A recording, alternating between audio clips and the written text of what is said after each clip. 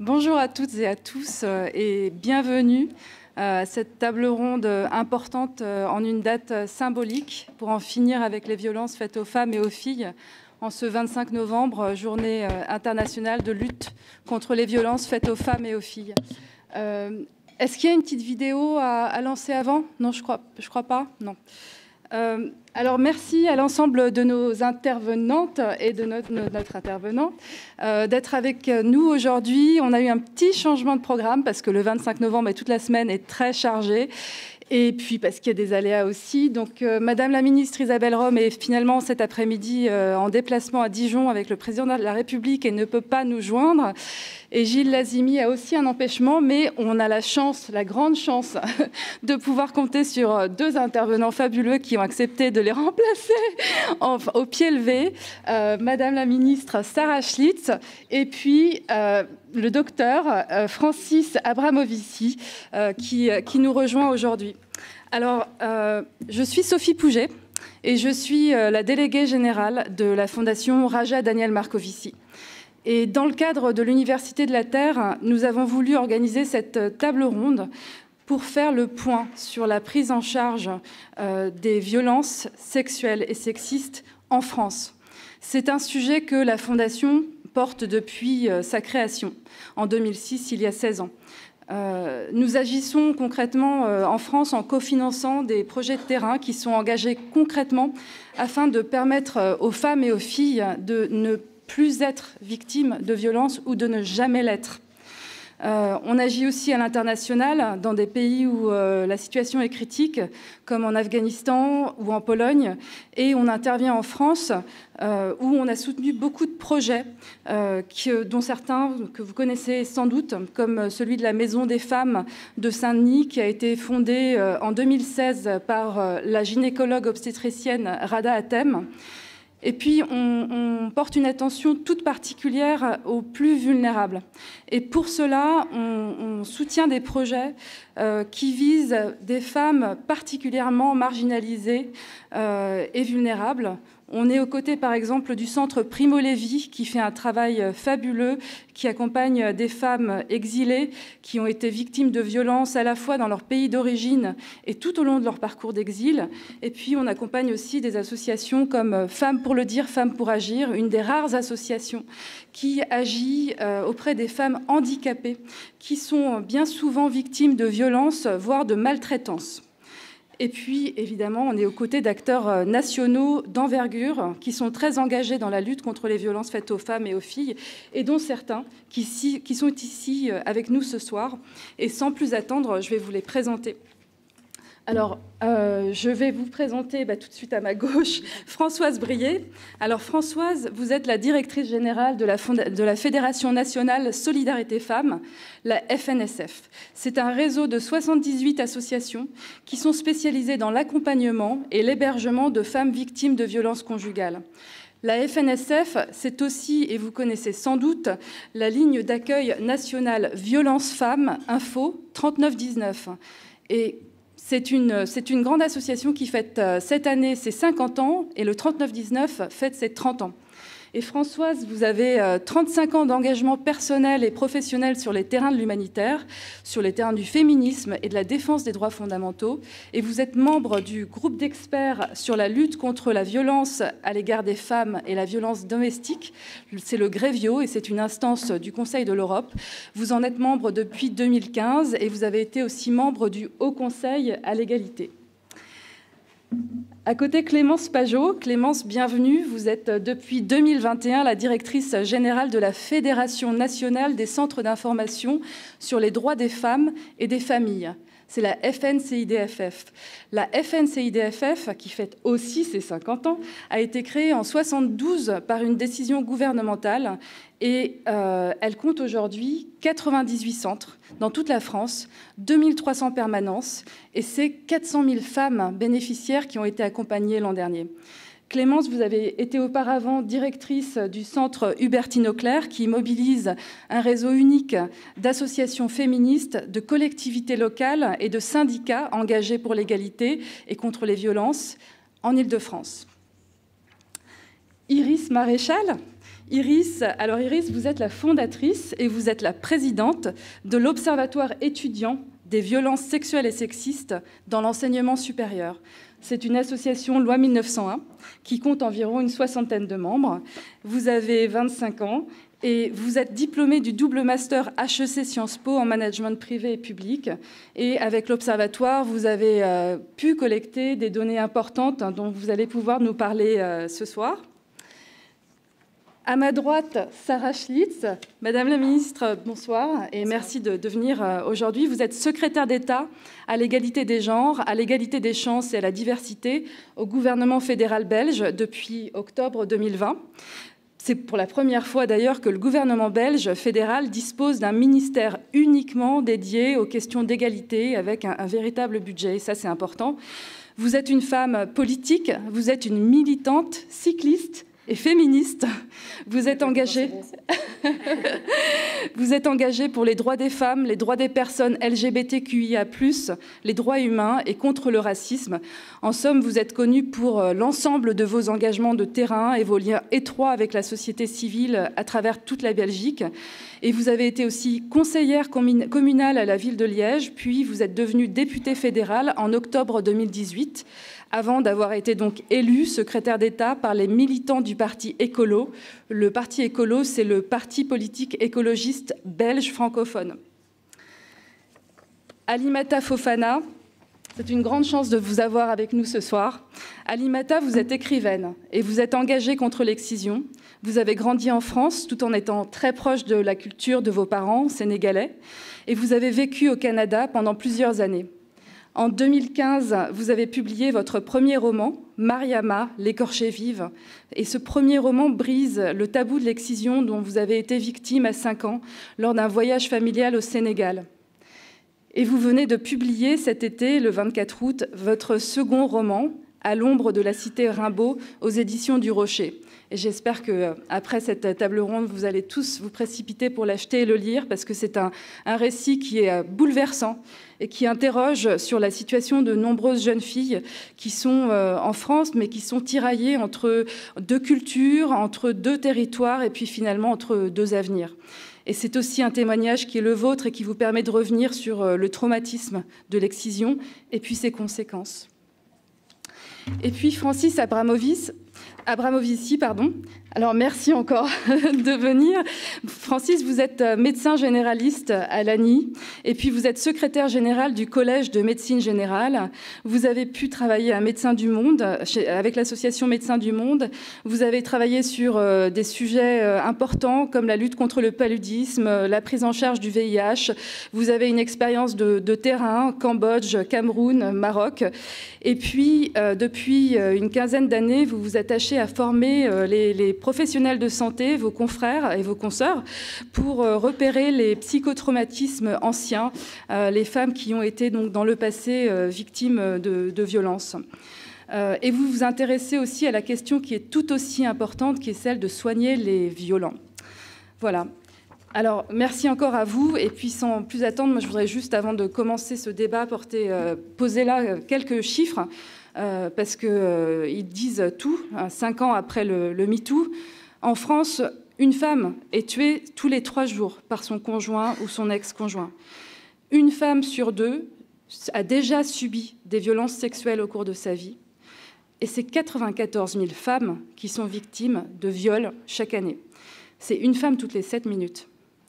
Et malgré ces chiffres qui sont à la hausse, on constate qu'on a seulement 10% des victimes qui portent plainte et que 80% de ces plaintes sont classées sans suite et que seulement 1% de ces plaintes aboutissent à une condamnation pénale.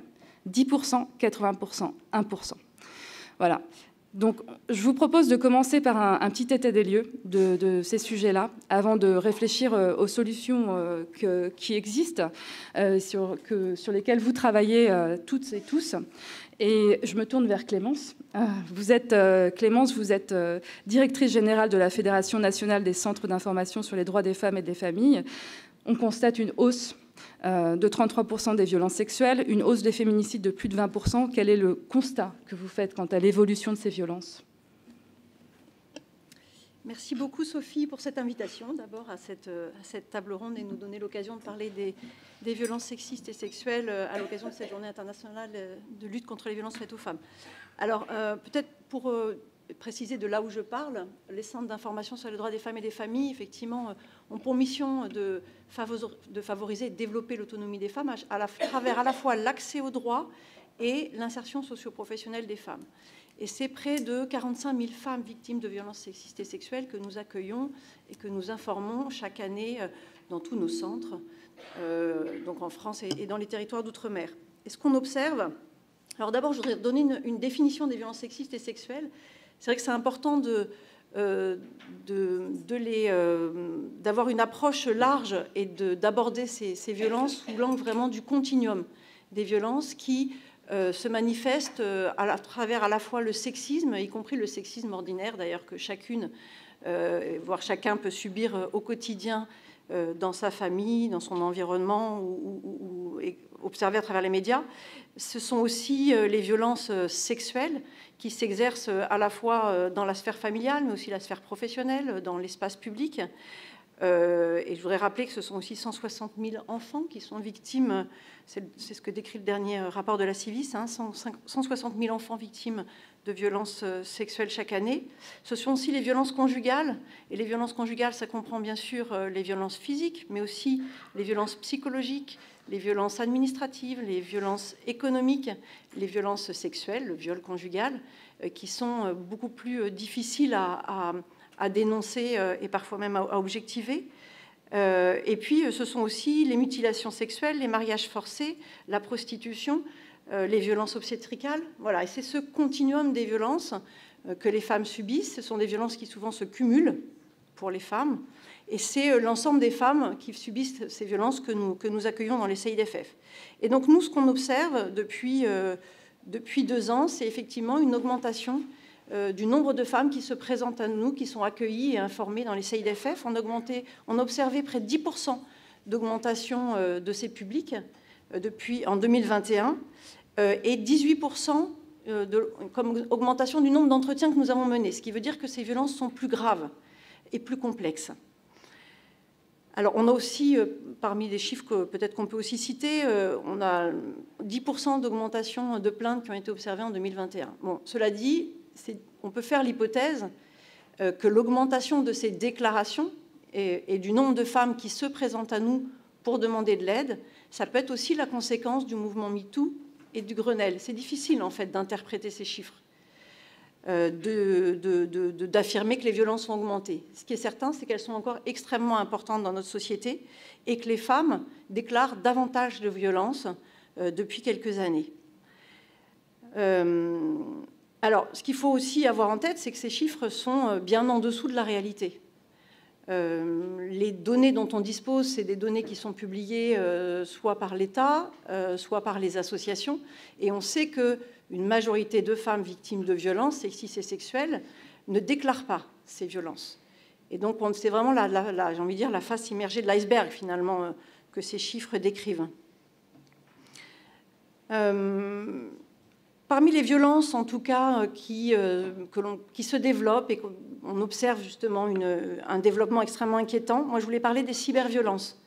Depuis une dizaine d'années, avec le développement des outils numériques, on a vu une explosion de toutes les formes de cyberviolence à caractère sexiste et sexuel et la façon dont les outils numériques sont utilisés pour mieux contrôler, surveiller, humilier, harceler les femmes, avec malheureusement encore des moyens totalement insuffisants pour à la fois lutter contre cette cybercriminalité, mais aussi des condamnations bien en dessous de la gravité des faits et une prise en compte toute relative finalement de ces formes de violence, à la fois par les forces de l'ordre et par la justice, mais aussi une banalisation dans notre société, puisqu'elles sont très souvent minimisées par les femmes elles-mêmes qui les subissent, mais aussi par leur entourage. On observe aussi une augmentation de la prostitution des mineurs qui est extrêmement inquiétante, là aussi des chiffres sortis récemment, avec une augmentation de 68% des procédures pour proxénétisme sur mineurs ou pour prostitution de mineurs entre 2016 et 2020. Ce qui est extrêmement inquiétant, c'est aussi de noter que 40% des mineurs n'ont pas conscience d'avoir subi des actes prostitutionnels. Alors c'est la raison pour laquelle on a lancé, nous, là, pour le 25 novembre, une campagne qui s'appelle Info Jeunes Prostitution et qui vise justement à doter à la fois les professionnels d'outils, des professionnels qui sont en contact avec des mineurs, notamment des mineurs de l'ASE. On sait qu'une mineure sur 2 victimes de prostitution est accompagnée par l'ASE, mais aussi des professionnels de l'éducation nationale, de l'insertion sociale des jeunes, de les doter d'outils pour mieux repérer justement ces formes de prostitution. Et puis on a aussi produit 4 petits films d'animation qui sont cette fois-ci destinés aux jeunes et qui vont être utilisés dans des séances de sensibilisation auprès des adolescentes et adolescents. Je voulais parler aussi du rapport du Sénat qui est sorti récemment et qui montre l'ampleur des violences qui sont perpétrées et véhiculées par et dans l'industrie pornographique. Ça aussi, c'est dans la continuité du mouvement MeToo. Ce sont des révélations qui sont extrêmement importantes pour montrer à quel point notre culture est imprégnée de la culture du viol et des violences sexuelles et à quel point les représentations sur la sexualité sont marquées par des normes de violence et par cette culture du viol, mais aussi par des représentations sexistes, racistes, homophobes et des inégalités qui sont de plus en plus exacerbées dans les représentations qui sont véhiculées par ces films.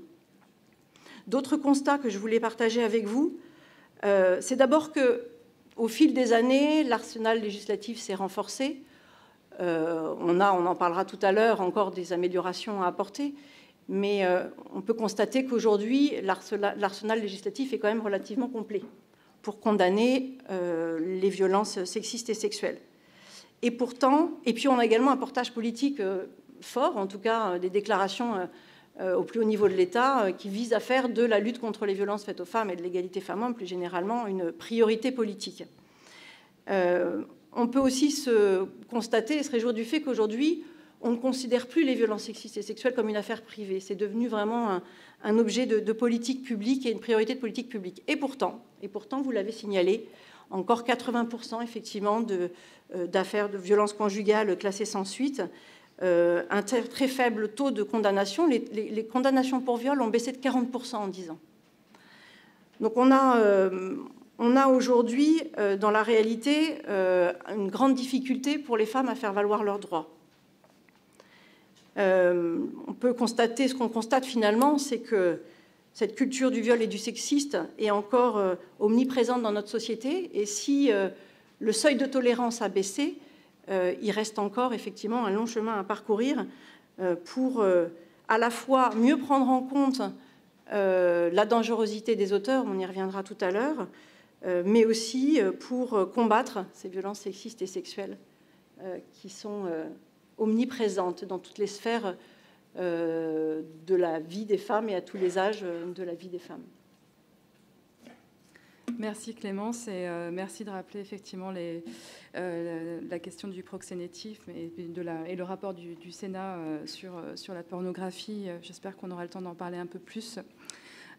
Françoise, je me tourne aussi vers vous pour vous poser la même question. Quel constat faites-vous ?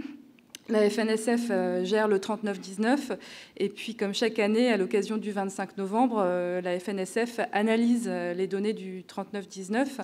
Alors, qu'est-ce que disent les chiffres aujourd'hui, en 2022 ? Ça marche ? Oui, bonjour à toutes et à tous. Merci Sophie pour cette invitation. Ce que je voulais dire, pour un petit peu rebondir sur les propos de Clémence, c'est que les violences sexistes, elles se déroulent dans un contexte d'inégalité, de stéréotypes sexistes, et dans l'accès aux ressources aussi pour les inégalités, dans l'éducation, dans la sphère politique, dans la sphère privée. Et donc bien se rappeler que c'est un phénomène qui est vraiment prégnant dans toutes les sociétés à travers le monde, et évidemment avec des différences dans la mesure où il y a des conflits et où aussi il y a un état de droit ou des lois qui ne protègent pas les femmes. Ce que je voulais dire, c'est que dans le réseau Solidarité Femmes, on est aussi à peu près dans les mêmes chiffres que que ceux du CIDF en nombre de femmes accompagnées. C'est pas pour vous abreuver de chiffres, mais c'est pour montrer un peu l'ampleur. Donc 45 000 femmes accompagnées et hébergées, puisque nous, on dispose de 3 700 places d'hébergement dans notre réseau. Et quand je parle aussi de stéréotypes sexistes, on vient de sortir un sondage IFOP qui montre qu'on est au-delà un petit peu des estimations. Alors c'est évidemment un sondage, c'est pas une enquête scientifique, mais en tous les cas, on a fait ce sondage sur quelques semaines avec l'IFOP et on a 14% de femmes qui déclarent avoir été victimes de violences conjugales dans l'année précédente. Donc soit effectivement il y a des déclarations plus importantes, soit on a une augmentation d'un certain nombre de types de violences. Pour dire que ce qu'on a aussi dans ce sondage IFOP, avant de donner les chiffres pour parler des stéréotypes sexistes, c'est que 12% des hommes français considèrent que forcer sa conjointe à avoir un rapport sexuel n'est pas une violence sexuelle. Donc voilà, stéréotype qui est quand même malgré tout important. Un homme sur 5 considère que confisquer les moyens de paiement de sa conjointe n'est pas une violence économique. Et 26% d'entre eux estiment que l'empêcher d'avoir accès à ses revenus et comptes bancaires ne relève pas non plus de violence conjugale. Voilà, donc c'est vrai que le chemin à parcourir sur les stéréotypes sexistes, il est encore... on a encore un peu de chemin et surtout voilà, de travailler aussi en matière de prévention avec les jeunes justement pour déconstruire ces éléments. Alors pour en revenir au 3919, depuis 2017, on a doublé le nombre d'appels entrants, d'appels pris en charge. Cette année, on est à 2021, 92 674 000 appels qui sont arrivés sur la ligne d'écoute. C'était plus 14% par rapport à 2019. On laisse un peu de côté 2020 parce qu'il y avait l'année du confinement. Donc pour montrer que plus on communique sur le numéro d'écoute, plus les femmes s'en saisissent aussi. Ce qui est aussi important pour pouvoir sortir des violences au plus tôt. Sur les chiffres qu'on a sortis cette année, on a noté, alors je ne vais pas répéter un peu les types de violences, mais on a noté des augmentations de violences sexuelles en particulier et violences économiques. Ce qu'on a noté, c'est que la nuit, on avait presque doublé le nombre d'appels pour viol et violences sexuelles hors couple. Donc des femmes qui se saisissent de la ligne d'écoute la nuit. Et sur les violences conjugales, on a plus 47% de femmes qui ont déclaré des violences sexuelles, 60% d'entre elles pour viol conjugal. On a également noté une augmentation des maltraitances directes sur les enfants, à savoir que dans les violences conjugales, tous les enfants sont exposés, ils sont donc co-victimes, mais on a aussi une partie d'entre eux qui sont victimes directes, et là le chiffre a augmenté de plus 5%, 36%. Et on a aussi un point important, c'est les tentatives de féminicide, puisqu'une femme sur 10 déclare une tentative d'étouffement ou de strangulation, et une femme sur 5 indique avoir été menacée de mort, soit un taux supérieur à deux fois supérieur à celui de l'année précédente. Donc on a noté une augmentation des indicateurs de gravité, avec aussi des agresseurs récidivistes dangereux dans 2163 situations. Voilà, et sur les violences économiques, une augmentation de 6%. Donc voilà, ça montre qu'on a à la fois une augmentation des chiffres des demandes des femmes, mais aussi une augmentation de la gravité d'un certain nombre de violences, ce qui nous interroge quand même au regard effectivement des mesures qui sont prises. Est-ce que c'est l'aggravation de la crise économique? Est-ce que c'est la non-application des lois qui laisse aussi un certain nombre d'agresseurs dans l'impunité? Est-ce que voilà, c'est une interrogation qu'on peut avoir alors qu'effectivement on a un arsenal législatif qui est quand même plutôt bien construit, même si on y reviendra, il y a des améliorations à apporter.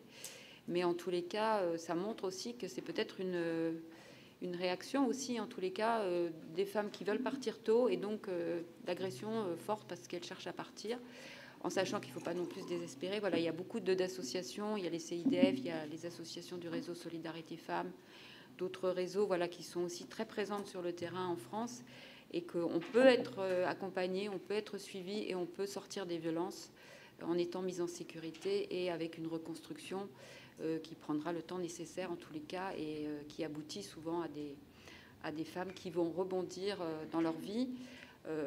Et notre travail à nous aussi, c'est de travailler sur leur émancipation, c'est-à-dire que beaucoup de travail en collectif pour que aussi on déconstruise les stéréotypes sexistes, l'intériorisation d'un certain nombre de rôles sexués qu'elles ont, pour qu'elles puissent rebondir aussi dans leur vie en ayant ces lunettes de sexisme et de genre, pour peut-être avoir un autre conjoint et aussi dans l'éducation de leurs enfants avec ces questions d'égalité bien en tête. Voilà, ça fait partie de notre travail aussi de conscientisation à travers des accueils collectifs, des groupes de parole, qui sont, par exemple, aujourd'hui, je sais que le 25 novembre, beaucoup d'associations du réseau participent à des actions publiques avec les femmes hébergées ou suivies pour travailler justement sur la déconstruction de ces stéréotypes sexistes et échanger en tous les cas sur ce que sont les violences sexistes.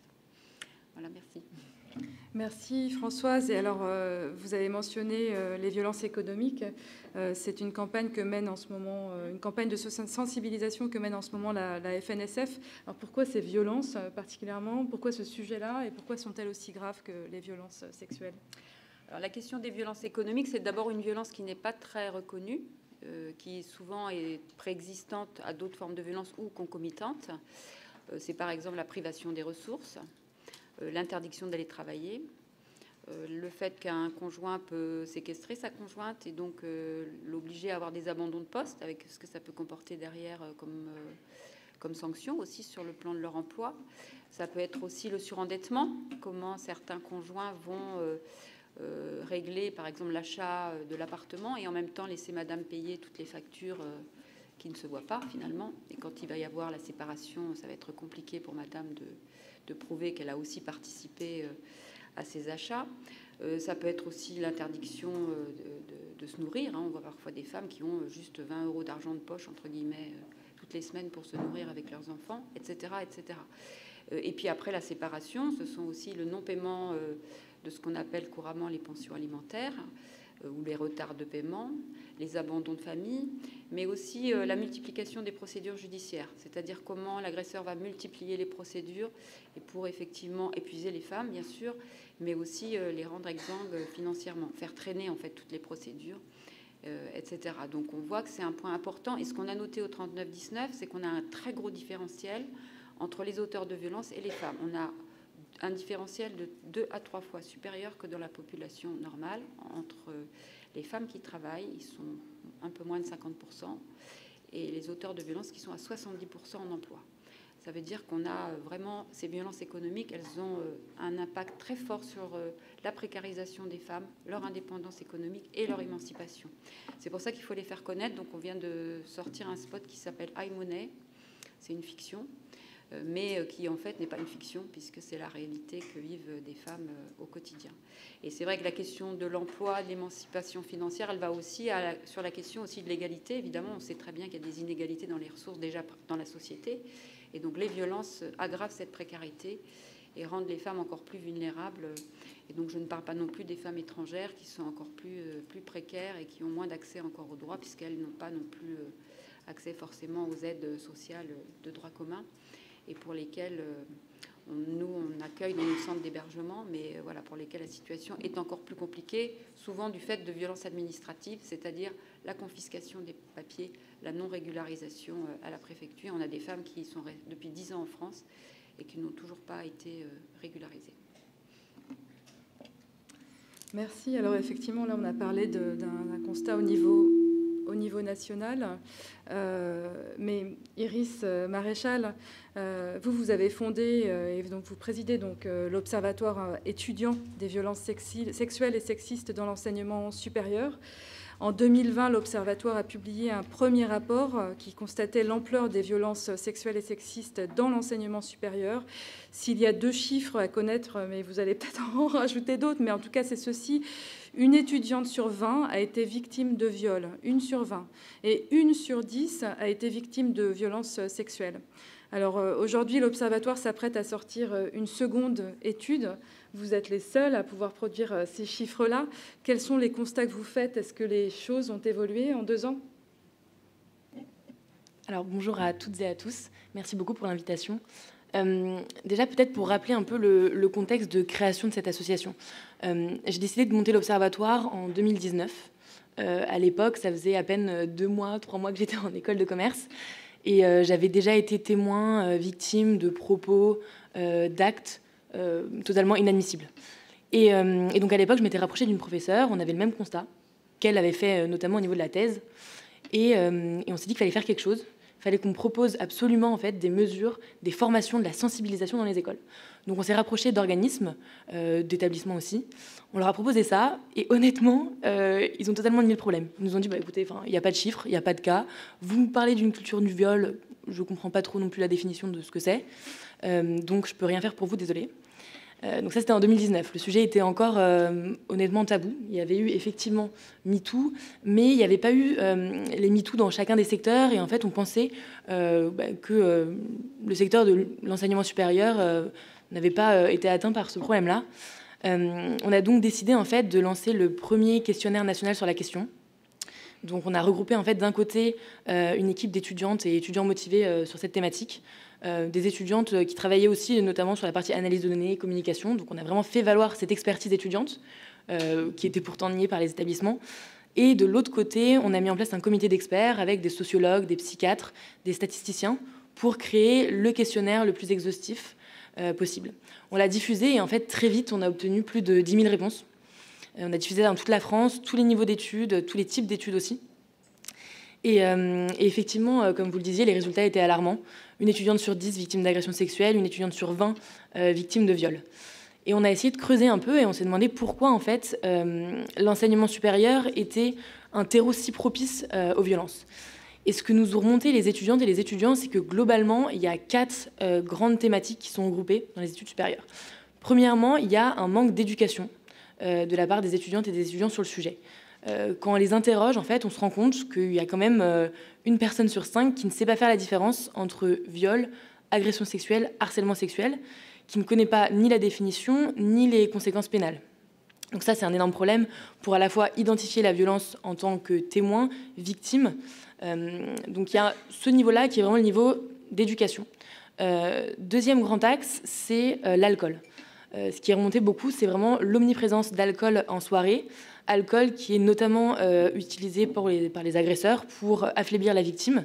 Et donc nous, on a beaucoup de témoignages d'étudiantes ayant subi des viols après une soirée, dans un état alcoolisé, dans un état dans lequel elles ne peuvent même pas donner de consentement, ou en tout cas pas un consentement éclairé. Troisième grand axe, assez important, c'est en fait ce qu'on appelle effet de groupe, pression pour être intégré. Ce qu'on voit dans beaucoup d'écoles de commerce, d'écoles d'ingé, de fac aussi, c'est finalement ces traditions qui vont se transmettre de génération en génération, très souvent dans les associations, les clubs de sport, et qui sont vraiment des traditions qui vont véhiculer ce qu'on appelle la culture de viol, c'est-à-dire toutes ces attitudes qui banalisent, minimisent les faits de violence. Et donc c'est une culture qui se transmet de génération en génération et qui, sans dédouaner les agresseurs, mais pousse les étudiants à agir différemment. Donc ça, c'est, on va dire, le troisième grand chantier, pardon. Et dernier axe, c'est l'impunité. C'est-à-dire qu'en fait, même quand une étudiante ou un étudiant va signaler la violence, que ce soit fait au sein de l'école ou au commissariat, il y a tellement peu de conséquences derrière, c'est ce qu'on disait, tellement peu de condamnations, de sanctions, que finalement, ça va pousser les agresseurs à récidiver. Et donc, en fait, on a ce cercle de violence qui ne s'arrête pas. Donc, voilà, globalement, c'est un terreau de violence dans l'enseignement supérieur qu'on voit, en fait, peu importe le type d'études, fac, université, école d'ingé, école de commerce, peu importe le contenu de la formation ou l'âge, en fait, des étudiantes et étudiants. On parlait de l'évolution. En termes d'évolution, c'est encore assez compliqué de juger, effectivement. Si on regarde en termes purement statistiques, il y a eu notre étude, mais ensuite, il y a eu plein d'initiatives étudiantes, d'associations qui font un énorme travail sur le terrain pour faire remonter ce qui se passe. Quand on compare les chiffres, on voit que ça ne bouge pas. C'est-à-dire que les enquêtes de AgroSupélec, il y a eu Sciences Po, il y a eu les mines d'Alès, il y a eu Polytechnique récemment, montrent que les chiffres sont peu ou prou exactement la même chose que ce qu'on a mis en lumière en 2019. Donc au niveau statistique, ça ne bouge pas. On voit malgré tout, et ça c'est plutôt un retour personnel, mais qu'il y a un changement de mentalité, notamment poussé par les médias. C'est-à-dire qu'en 2019, quand on a créé l'association, c'était tabou, aussi bien pour les établissements qui ne voulaient pas travailler avec nous, que même pour les étudiants qui me regardaient en me disant « mais t'es une paria, pourquoi tu te lances là-dedans et il n'y a pas de problème ?» Aujourd'hui, il y a un vrai changement de mentalité, c'est-à-dire que, alors qu'à l'époque, un établissement qui s'intéressait à la thématique était stigmatisé, on allait lui dire « mais vous vous intéressez à la thématique, vous avez quelque chose à vous reprocher ». Aujourd'hui, c'est plutôt un établissement qui ne s'intéresse pas à cette thématique-là qui va être stigmatisé. C'est-à-dire qu'on va leur dire, en fait, tout le monde est concerné. Il n'y a pas un établissement dans lequel il n'y a pas de viol, en fait. Donc, il y a un peu un changement de mentalité qui a été notamment poussé, je pense, par les médias et le focus médiatique qui a été mis sur les enquêtes qui sont montées des étudiantes. Et donc c'est évidemment tout le travail des associations qui a fait changer les choses. Côté établissement, il y a une dynamique, ça va évoluer, ça a évolué honnêtement lentement. On voit des établissements qui vont prendre en compte cette thématique-là de manière naturelle, d'autres qui vont la prendre en compte suite à des scandales médiatiques. On a de bonnes initiatives, on a Centrale, Agro qui ont mis en place des cellules de veille et d'écoute suite à des signalements. Après, on peut un peu contester l'efficacité et voilà, le contexte de mise en place, mais on a ces initiatives-là. Ça reste honnêtement très sporadique et je pense qu'il y a encore beaucoup de choses à faire. Merci beaucoup, Iris. Donc des chiffres vraiment inquiétants, surtout ceux du 39-19, doublement des appels. Pas un meilleur constat dans le milieu étudiant. Et puis, on voulait aussi, moi, je voulais aussi mentionner avec Gilles Lazimi, mais je le mentionne quand même, la note de vigilance du Haut Conseil à l'égalité qui tire la sonnette d'alarme sur la situation aussi dans les écoles et qui demande un plan d'urgence de l'égalité à l'école parce que le HCE constate une augmentation de la culture du viol aussi à l'école, avec des chiffres tout aussi inquiétants que ceux de l'Observatoire étudiant. 1 jeune sur 4 qui déclare avoir eu des rapports sexuels non consentis et 1 jeune femme sur 5 victime de pornodivulgation. Donc à l'école, c'est pas mieux. Et je me tourne vers vous, Madame la Ministre, parce qu'on se demande si finalement, est-ce que cette situation et ces tendances, on les observe uniquement en France ou est-ce que vous partagez ces constats pour la Belgique ? Merci, merci pour l'invitation et bonsoir à tous. Donc oui, en effet, en Belgique, on a les mêmes constats. On n'a pas encore créé un royaume en mixité choisie sans personnes violentes. Donc le patriarcat est évidemment présent dans la société belge comme partout en Europe et dans le monde. On sait que, par exemple, à l'échelle européenne, la première cause de mortalité des femmes de 16 à 44 ans sont les violences de genre. On est aujourd'hui en 2022, ici au mois de novembre, à 20 féminicides comptés par l'associatif, donc qui dénombre, je pense comme en France, les féminicides sur base d'articles de presse, ce qui correspond donc à peu près au nombre de la France, je pense, vu qu'on est sur une population de 12 millions. Donc évidemment, le constat est là. Maintenant, je pense que ce qui est quand même intéressant à observer, c'est le changement en matière de riposte. En fait, on ne laisse plus passer ces violences. Et donc c'est ça qui est intéressant, je pense, dans la période que nous traversons aujourd'hui, c'est de voir que ces violences, elles sont dénoncées. Les victimes disent stop, en fait, on ne veut plus subir ces violences. Il faut des actions publiques. Donc comme Iris le disait juste maintenant, il est urgent de mettre en place un plan au niveau des écoles. Et donc ça se passe dans plein de milieux de la société, que ce soit au niveau du sport. On le voit aussi à Bruxelles, on a eu le mouvement Balance ton bar qui dénonçait les violences sexuelles et sexistes dans le milieu de la nuit, Balance ton folklore qui dénonçait les violences sexuelles et sexistes dans le milieu universitaire, MeToo Academia, plutôt au niveau des relations de pouvoir qui peuvent exister au niveau académique. Et donc tout ça, je pense que c'est un facteur de changement. Et il me semble, en tout cas moi en tant que décideuse politique, c'est ça que je trouve qui donne de l'espoir, en tout cas, pour la suite, c'est de se dire qu'il y a un mouvement social fort qui dénonce le caractère systématique de ces violences, qui est enraciné dans les structures de notre État et pour lesquelles il faut des actions fortes au niveau politique, mais aussi de la part d'autres acteurs. Je pense au monde de la nuit, je pense au milieu universitaire, pour éradiquer ces violences. Et donc, je pense que c'est là, en fait, en tout cas moi, que j'ai envie de me tourner pour regarder la situation et le diagnostic actuel. Merci, Madame la Ministre. Justement, alors je poursuis sur cette lancée, puisque vous dites les acteurs politiques s'engagent. Alors vous travaillez justement sur un projet de réforme qui est très intéressant et enthousiasmant. C'est la loi Stop Féminicide qui a été adoptée par le Conseil des ministres belges il y a très peu de temps. Est-ce que vous pouvez nous parler des principales avancées de cette loi et puis de la manière dont vous l'avez construite ? Oui, tout à fait.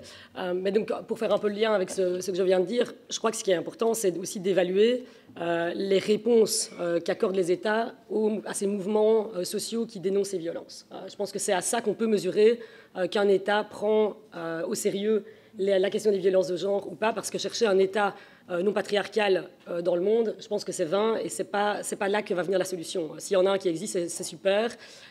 mais c'est plutôt du côté des solutions publiques qu'il faut s'attacher. Donc, ce qui est intéressant à mes yeux en Belgique, c'est que depuis donc, la création du gouvernement actuel, il y a 2 ans, c'est la première fois qu'il y a un gouvernement paritaire qui est mis en place avec un secrétariat d'État uniquement dédié aux questions d'égalité des genres et des chances. Et ça, c'est pas rien parce que ça veut dire qu'il y a des moyens humains qui sont débloqués, il y a des moyens financiers qui sont mis à disposition et vraiment du temps de travail pour mettre en place ces politiques de façon transversale avec l'ensemble des ministres du gouvernement à travers notamment des outils comme le gender mainstreaming, le gender budgeting, et puis alors en mettant en place des politiques spécifiques comme la loi Stop Féminicide qui a été adoptée à mon initiative le 27 octobre dernier par le Conseil des ministres.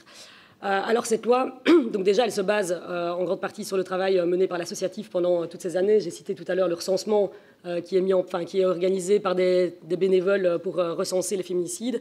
Eh bien, cette loi, elle permettra d'organiser un recensement officiel des féminicides et donc de soulager les féministes et les militantes qui pourront consacrer leur temps à des choses peut-être un peu plus intéressantes que de lire les pages de faits divers dans la presse pour trouver les féminicides. Et donc d'avoir aussi un recensement qui soit plus objectif, parce qu'en fait, ils seront basés sur des statistiques policières. Donc ça, c'est le premier volet. Pour pouvoir réaliser ce recensement, il y a un ensemble de définitions qui sont adoptées. 4 types de féminicides.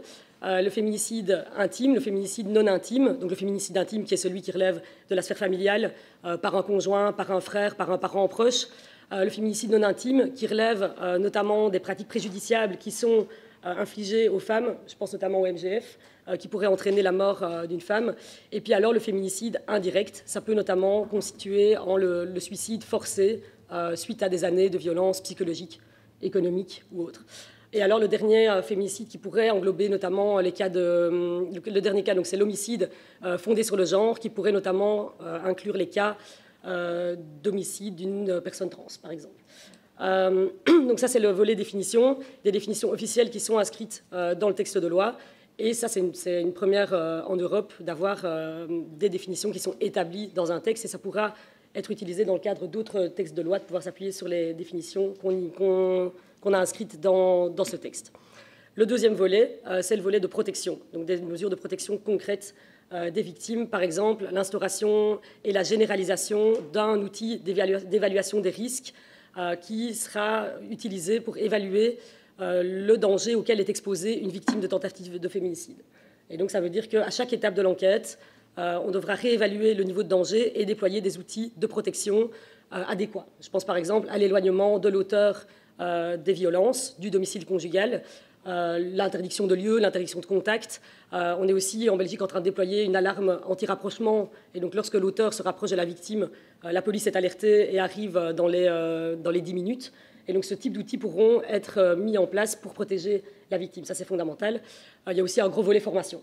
Ça, c'est pour nous central. On parlait tout à l'heure de la question de l'étranglement. Alors, en effet, on peut constater une augmentation des cas. Mais en fait, ce qui est important, c'est aussi de noter que les policiers inscrivent le mot étranglement dans les PV au moment du dépôt de plainte. Parce qu'en fait, ce qu'on constate, c'est que quand le PV est mal libellé, qu'on n'inscrit pas le mot étranglement alors que c'est un signe manifeste de risque de féminicide, ça veut dire que le parquet passe à côté du danger auquel est exposée la victime.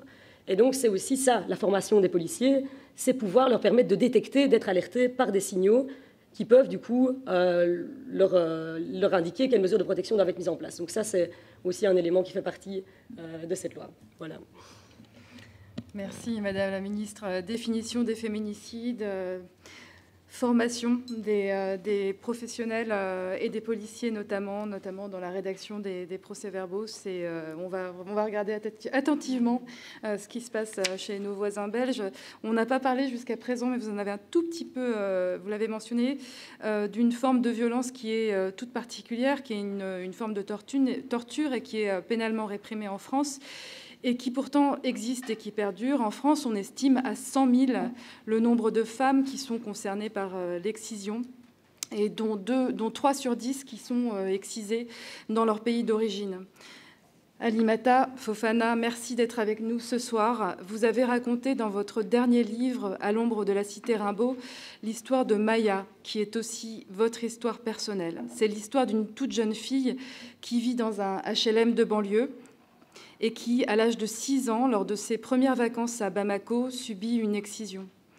Vous décrivez Maya, qui est toute jeune et qui est en quelque sorte acculée à forcer son destin, et vous lui faites dire « Je sens que la liberté a un prix, je ne pourrai l'acquérir qu'en enfreignant les règles, qu'en me battant, qu'en acceptant de me mettre en danger ».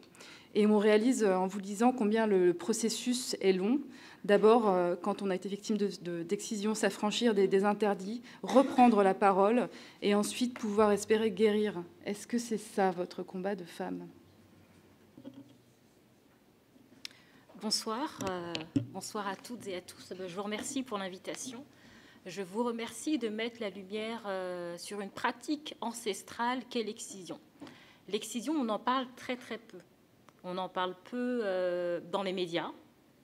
On en parle peu, que ce soit dans les hôpitaux, dans les cliniques, mais également dans des associations féministes. Moi, j'ai très très peu entendu parler d'excision, alors qu'on sait pertinemment que l'intégrité physique d'une femme, c'est la chose la plus importante. Donc, moi, Alimata, j'ai subi l'excision à l'âge de 5 ans comparé à Maya qui l'a subi à 6. Et pourquoi j'ai décidé pour cette jeune fille de mettre l'excision à 6 ans? Parce que vous savez, le suivi en PMI en France, c'est de 0 à 6 ans. Et à 6 ans, il n'y a plus de suivi. Et donc, souvent, dans les familles, c'est à ce moment-là que les petites filles sont excisées, parce qu'il n'y a plus du tout de suivi. C'est pour ça que Maya, j'ai préféré la vieillir d'1 an pour qu'on se rende compte qu'à partir de 6 ans, il y a certaines petites filles qui peuvent passer entre les mailles du filet. Donc aujourd'hui, je parle de la question de l'excision parce que je l'ai subie et je pense que pouvoir apporter des éléments du fait de l'avoir vécu, malheureusement. Et il y a une femme qui m'a dit « Mais Alimata, tu parles pour nous ». Pourquoi elle me dit cela? Parce qu'il y a le poids du tabou. Le tabou, on ne parle pas de cette pratique. Parce qu'il faut bien comprendre que quand on subit l'excision, on ne dit rien aux petites filles. C'est-à-dire qu'il y a même des bébés qui sont excisés, des bébés de 2 mois, 3 mois. Et désormais, comme je vous l'ai expliqué précédemment, on excise les petites filles. Après 6 ans, il y en a même, c'est 13 ans, 14 ans, 15 ans, donc vous imaginez bien. Donc, on ne vous explique rien. C'est-à-dire qu'on vous fait croire que vous allez aller à un marché, vous allez aller à une fête. C'est un traquenard. Et là, vous arrivez dans un endroit et vous avez, en tout cas pour ma part, je vois une vieille dame qui était en train de poser une espèce de pommade blanchâtre dans le sexe d'une petite fille. Donc, moi, j'ai 5 ans, je ne sais pas encore ce qu'est l'excision. Je ne dis rien, je vois ça, et à un moment, cette femme me prend le doigt et m'invite à venir, et c'est à ce moment-là que je subis l'excision. Donc, je ne sais pas ce qui m'arrive, une douleur monstrueuse, parce qu'il faut bien comprendre que l'excision est faite sans anesthésie, c'est sur un corps à vif. Donc, vous imaginez la douleur et la souffrance pour un bébé ou une petite fille. Donc, suite à cela, je me relève extrêmement difficilement, je ne peux pas me tenir debout, je perds l'équilibre. Et je dis, parce que c'est une tante qui m'a amenée, et je dis à cette tante, je vais le dire à ma mère. Et quand je retourne retrouver ma mère, ma tante dit à ma mère, ça s'est bien passé. Donc je comprends de manière implicite qu'elle est au courant. Donc je ne peux plus me tourner vers ma mère pour lui raconter ce que j'ai subi. Elle ne me dit rien, donc j'intègre qu'il ne faut pas parler de ça. J'ai 5 ans. Ça s'était passé au Sénégal pour ma part. Je prends l'avion, je retourne en France et je retourne à l'école maternelle. Et je marche toujours très difficilement. Et là, les enseignantes n'ont pas voulu voir.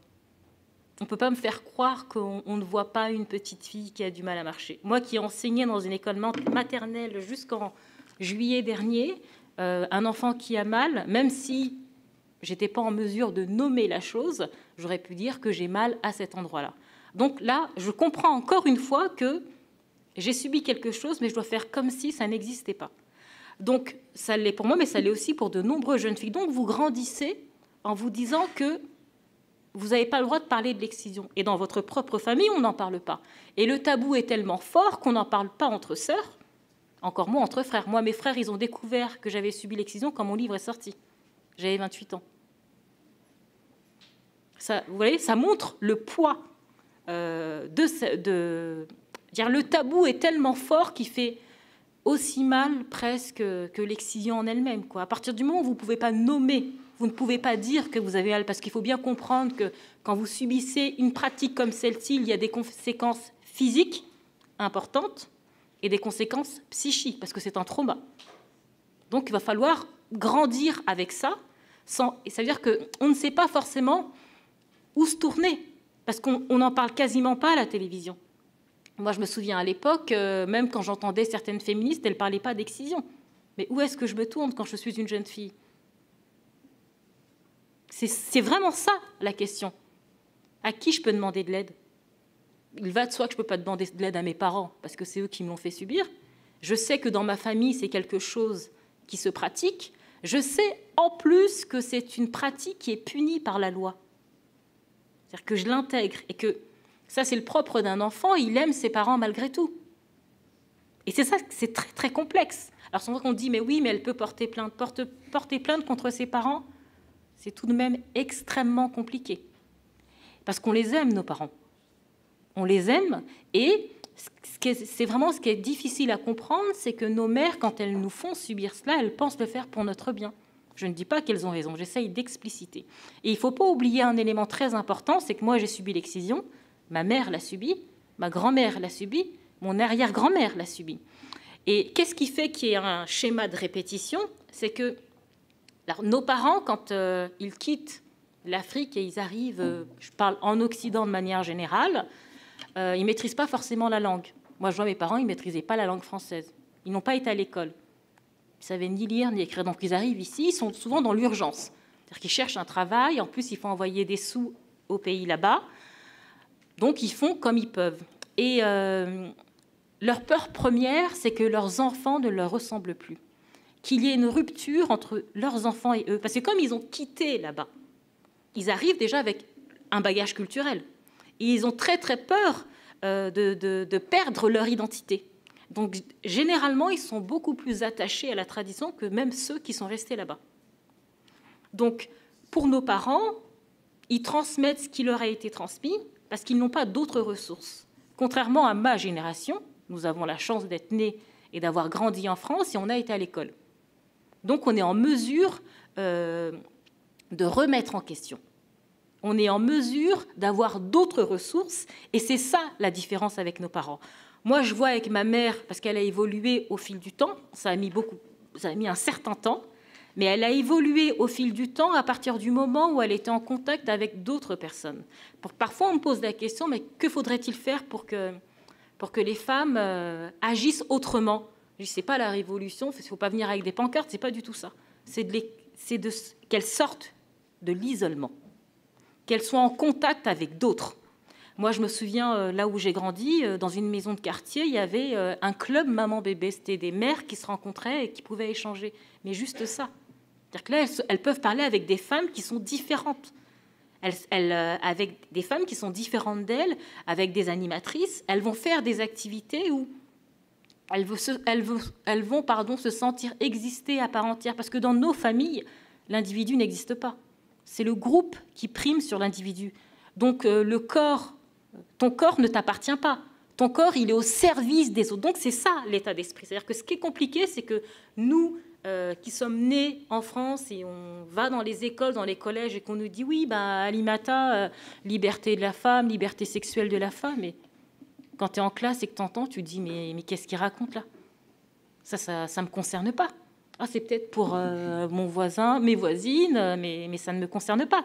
Donc c'est ça, toute la complexité, c'est qu'on est, moi je dis souvent cela, on est déchiré entre deux mondes, entre ce que vous avez vécu dans votre chair et ce qu'on essaie de vous instruire. Alors, quand vous êtes bon élève, vous apprenez, voilà, et après vous écrivez, mais il y a quelque chose en vous où vous dites que vous êtes à moitié femme.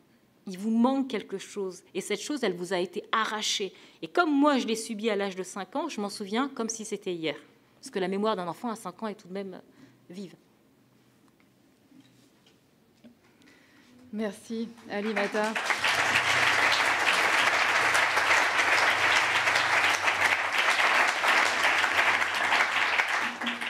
Et merci de poser la question et de mettre le doigt sur cette question de ces femmes qui sont victimes, et qui sont prisonnières et qui sont devenues aussi bourreaux parce qu'elles deviennent exciseuses. Et parce qu'il y en a aussi ici en France. Francis Abramovici, je me tourne vers vous.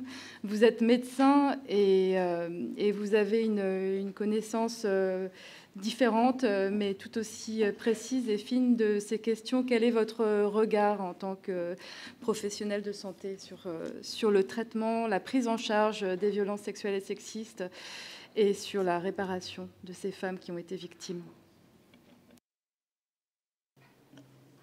Eh bien, pour parler après Alimata, ça va être pas si facile que ça, mais je vais peut-être partir de ce que vous avez dit, de cette répétition. Dans l'Ancien Testament, il est écrit « Les grands-parents mangeront les raisins verts et les petits-enfants auront les dents agacées ».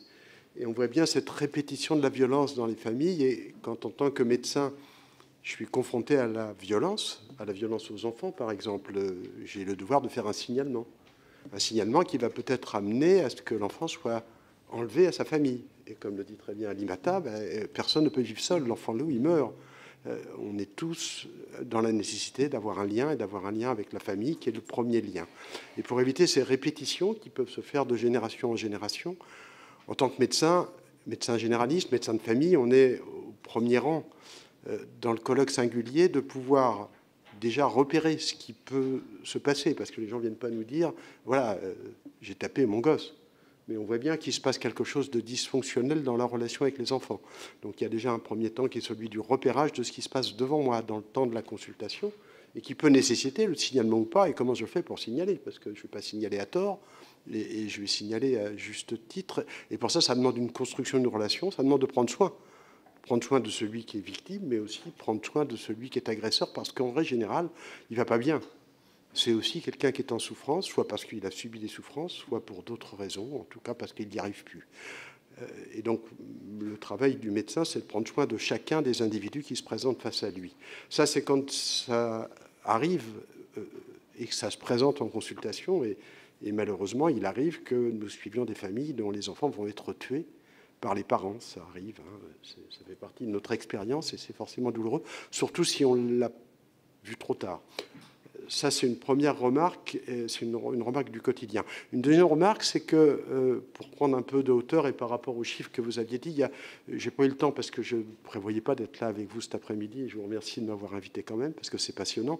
Il y a une enquête épidémiologique européenne qui est faite par téléphone tous les 3 ou 5 ans et qui interroge avec une méthodologie bien construite dans 5 ou 6 pays européens, le Danemark, l'Allemagne, l'Italie, l'Espagne, la France, un panel représentatif des habitants pour leur demander leur état mental et leur antécédent de violence. Et on s'aperçoit que la France est 2 fois plus, ou presque 2 fois plus en souffrance que les autres pays européens, et qu'il y a 2 fois plus d'antécédents de viol ou de violence. Et quand il y a eu ça, heureusement, il y a un certain nombre de personnes qui peuvent se reconstruire, ce qu'on appelle la résilience dans notre langage, et qui peuvent continuer à vivre avec une cicatrice, avec une douleur. Puis il y en a d'autres qui gardent l'amnésie, parce que le meilleur moyen de pouvoir dépasser quelque chose comme ça, c'est parfois d'oublier. Surtout quand on est enfant. Alimata, elle se souvient parfaitement, mais d'autres oublient complètement. Et le meilleur moyen d'oublier, ça n'empêche pas que le corps, lui, n'oublie pas. Et ces personnes-là vont se présenter chez le médecin avec des symptômes, et c'est bien aujourd'hui reconnus par la science, mais pas forcément par les médecins, qui peuvent être divers et variés, qui peuvent être de l'addiction, qui peuvent être des pathologies psychiatriques, qui peuvent être de la mise en danger de soi. En tout cas, avec des consultations plus fréquentes. Je m'en suis aperçu, parce que je n'ai pas reçu cet enseignement à l'université quand j'étais jeune médecin, je m'en suis aperçu dans ma pratique. Et du coup, je me suis beaucoup investi sur ces sujets. Il y a plus d'une quinzaine d'années, je me suis obligé à poser la question à toutes les personnes qui venaient pour la première fois: est-ce que vous avez déjà été victime de violences verbales, physiques ou sexuelles? Ça demande à apprendre à se le mettre en bouche, cette question, parce que c'est rentrer dans l'intimité de l'autre, c'est une intrusion, surtout quand ils viennent me voir pour une grippe ou pour un certificat médical. Mais c'est aussi une manière de leur dire: on peut en parler. Aujourd'hui, il y a des études, et c'était un peu révolutionnaire à l'époque. Aujourd'hui, il y a des études, et la Haute Autorité de Santé a sorti pour cette journée, justement, et le Collège de la médecine générale également, une étude montrant que 8 fois sur 10, les femmes disent: vous avez bien fait de m'en parler, ça veut dire que vous êtes prêts à l'entendre. Et je vous remercie de m'en avoir parler. Il y en a 2 qui, par contre, ne sont pas du tout contents qu'on leur pose la question. Et il faut faire avec aussi. Donc, ce n'est pas si simple que ça. Et puis, aujourd'hui, vous avez sans doute compris qu'on manquait un peu de soignants et de médecins généralistes. Et même si nous avons essayé de former, et nous continuons à former, et je pense que c'est primordial, nos confrères, les plus jeunes qui sortent de l'université où nous sommes enseignants, mais aussi dans la formation continue, l'ensemble des médecins, à s'emparer de ces difficultés-là. C'est plus facile de prescrire un scanner que de poser ce genre de questions, parce qu'on sent bien que si la réponse est oui, ben, on n'a pas fini la consultation.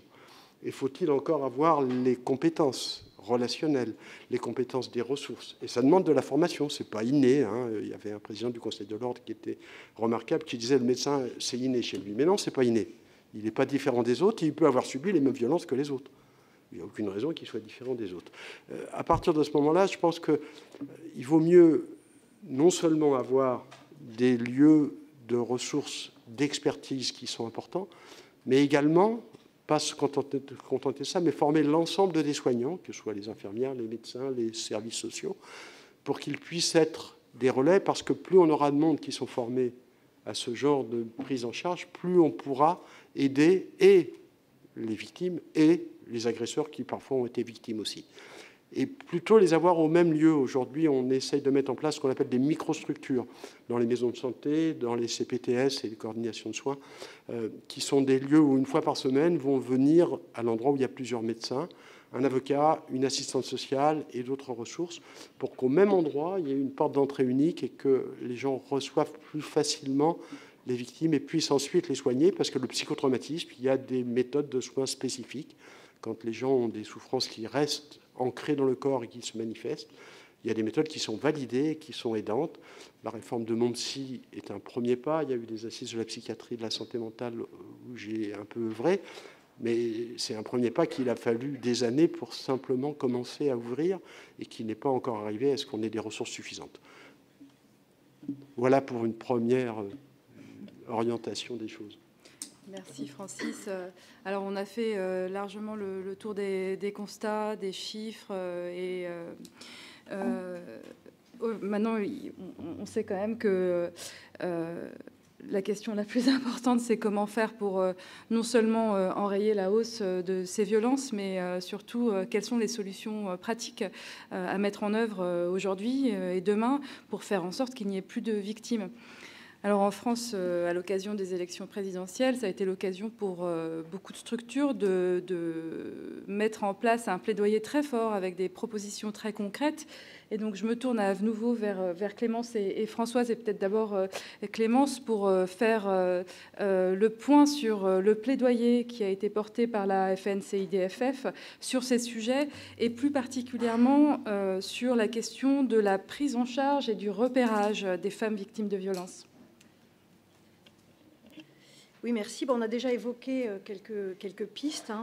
Je crois que la première étape, c'est la prévention. Et on a déjà évoqué l'importance des campagnes, notamment des campagnes nationales, pour à la fois définir, mais aussi dénoncer les violences, et surtout pour faire connaître les structures qui peuvent aider, les associations ou les dispositifs qui peuvent venir en aide aux femmes victimes de violences, comme le 3919, le numéro d'écoute, les associations comme celle de la FNSF ou les nôtres, les centres d'information, et tous ces dispositifs qui sont des solutions pour les femmes victimes de violences.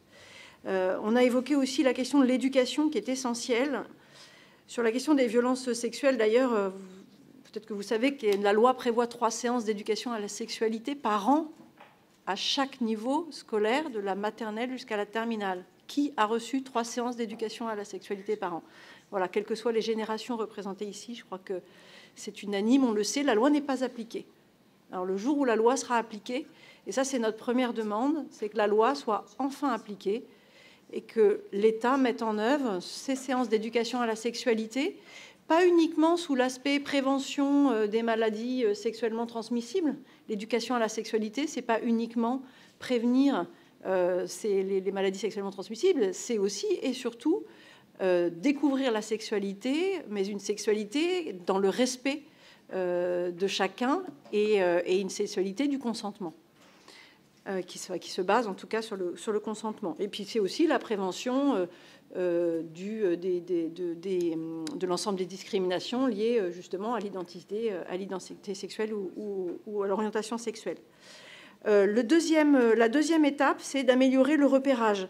Alors vous avez signalé l'importance de la formation des professionnels qui sont vraiment en première ligne pour détecter les violences et orienter les femmes aussi vers les structures adaptées. Souvent, nous, en formation, on rassure les professionnels en leur disant, effectivement, n'ayez pas peur de poser la question parce qu'on va vous donner les outils pour répondre et surtout pour orienter vers des professionnels qui sont formés pour accompagner ces femmes. L'importance aussi de sensibiliser les entreprises. Nous, on mène un programme avec... on va d'ailleurs présenter le 30 novembre une méthodologie qu'on a développée pour accompagner les petites et moyennes entreprises dans la prise en compte des violences conjugales. De plus en plus, les entreprises prennent conscience du fait que les violences conjugales, ça concerne aussi l'entreprise, que dans l'entreprise, il y a des femmes victimes de violences conjugales, que leur efficacité au travail, leur présence même au travail est empêchée par ces violences conjugales et que c'est dans l'intérêt de l'entreprise, mais aussi c'est une question de responsabilité sociétale, hein, que d'accompagner, d'orienter ces femmes, voire même de développer des dispositifs pour les aider à sortir des violences. Et ça, c'est, je pense, une grande avancée que de permettre aussi à ces femmes d'être mieux protégées grâce à l'entreprise et à leur employeur.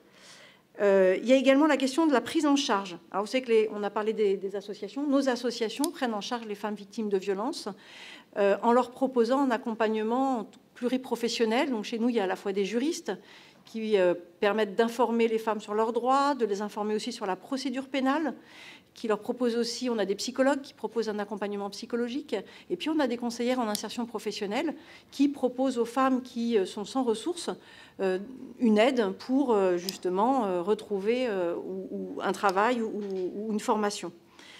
Parmi les femmes qui sont reçues par les CIDFF, on a 45% de femmes victimes qui sont sans emploi et 31% qui sont des femmes au foyer. Donc on voit bien que l'autonomie économique, c'est un enjeu extrêmement important. Donc l'accompagnement qui est réalisé par les associations, il est essentiel et il doit être davantage soutenu par l'État. C'est aussi une demande que l'on a que de renforcer ce soutien de l'État à ces associations qui mènent une mission de service public. Vous avez parlé des soins, c'est extrêmement important, mais aujourd'hui, il y a une problématique d'offre, mais aussi une problématique d'accès. Et notamment dans le domaine de la santé mentale, pour les femmes qui n'ont pas les moyens financiers pour aller pour consulter des thérapeutes dans le privé. Je pense qu'il faut aujourd'hui, à l'instar du Fonds pour les victimes du terrorisme, créer un fonds pour les victimes de violences sexistes et sexuelles qui permettent de financer justement le soin pour soigner le psychotrauma. Et puis il y a aussi la question du conseil juridique.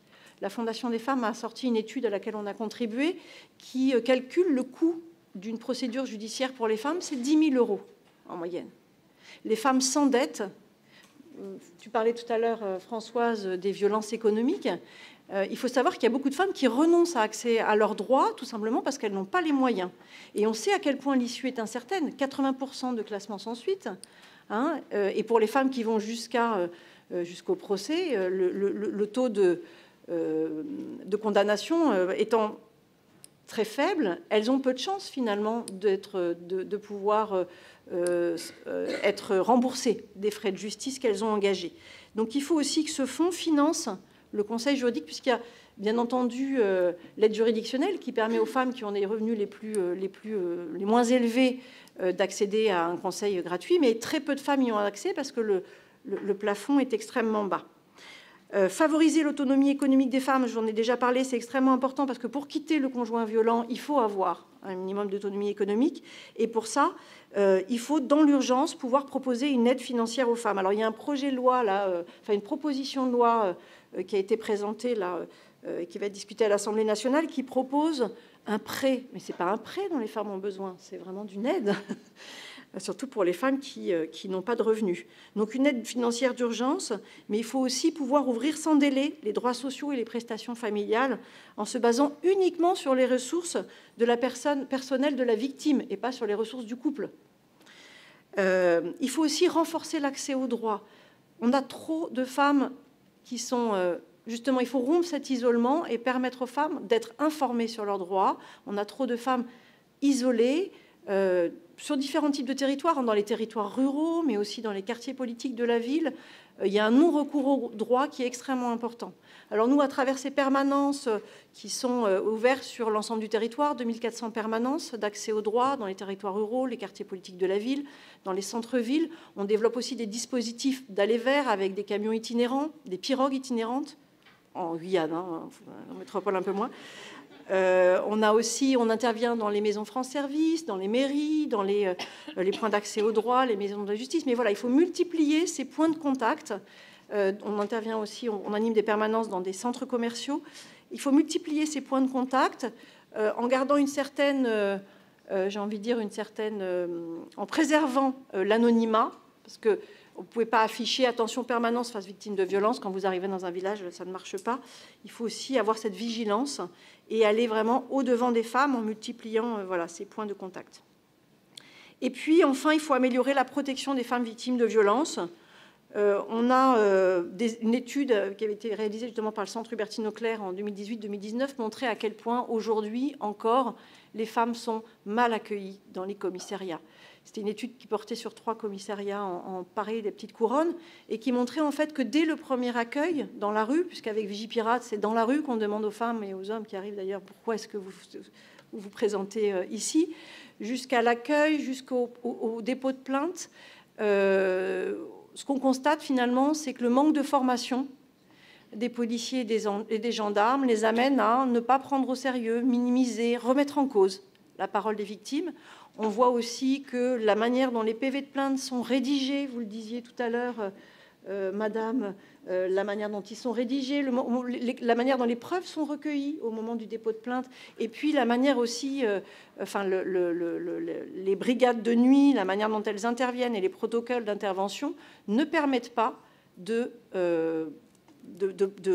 véritablement de protéger les femmes et d'engager une procédure dans les meilleures conditions.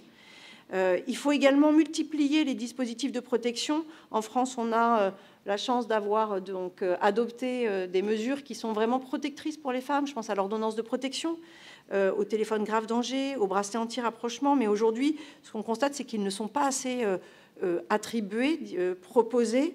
Il faudrait multiplier par 10 la délivrance des ordonnances de protection et également davantage déployer les bracelets anti-rapprochement et les TGD parce qu'ils ont fait leurs preuves. Et on voit que les femmes qui en bénéficient, parmi les femmes victimes de féminicide, on n'a pas de femmes qui disposent d'un téléphone grave danger ou qui sont protégées par un bracelet anti-rapprochement. Hein, donc c'est des dispositifs qui ont fait leurs preuves. Nous, on demande aussi la création de magistrats spécialisés qui seraient en capacité en fait, d'articuler les mesures civiles et pénales. Mais je crois que, Françoise, tu vas en parler, donc je ne vais pas m'étaler.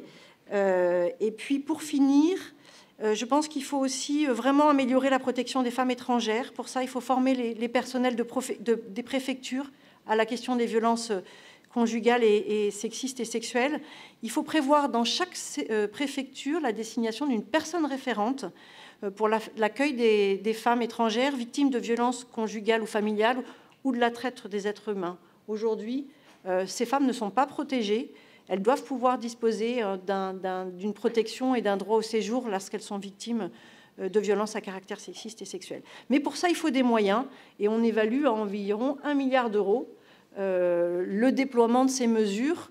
Et si on veut que les lois soient appliquées de manière effective dans notre pays et que les femmes aient vraiment bénéficient pleinement de leurs droits, il faut vraiment des moyens supplémentaires.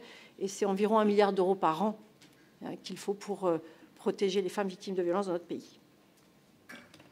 Merci beaucoup Clémence. Des propositions, des mesures très concrètes, et effectivement un investissement absolument nécessaire, 1 milliard d'euros pour mettre en place tout ça et tout simplement mettre en œuvre des lois qui existent déjà. Vous avez parlé de l'éducation à la sexualité, c'est la loi Aubry, c'est 2001, c'est 21 heures d'éducation à la sexualité et en pratique c'est 3 heures qui sont réalisées dans des lycées qui sont plutôt des lycées publics. Donc beaucoup d'efforts à faire de ce côté-là. Avant de poser la question à Françoise, et je sais parce que Madame Madame la Ministre, vous devez partir, mais juste avant que vous partiez, j'en profite pour vous poser cette question. Clémence a abordé le sujet de la justice spécialisée, de la professionnalisation des magistrats. Justement, vous, dans votre projet de loi, et vous travaillez sur ces sujets, est-ce que vous pouvez nous en dire plus ?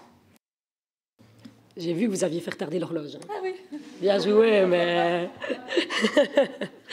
Non, mais donc rapidement.